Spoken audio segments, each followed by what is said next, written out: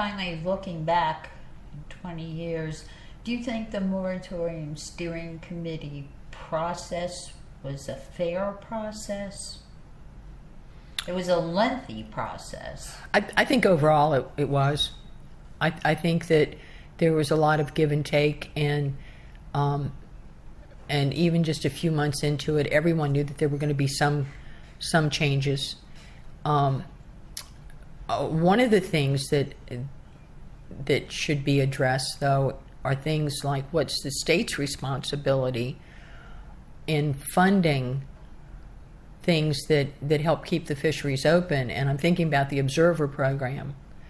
When the state refused to pay, I believe it was close to $1 million a year it costs for the observers to go out with the flounder fishermen, because the federal government said that if there weren't observers, they were going to close the fishery because of turtles.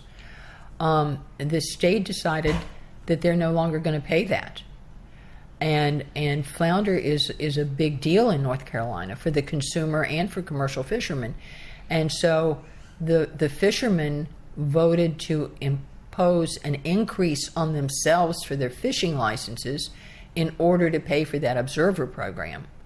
And I think that's ludicrous. You know, no other industry is expected to do that.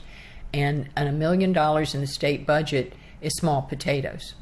The state has a responsibility to do more, to put out accurate information and to respond to some of the rhetoric put out there.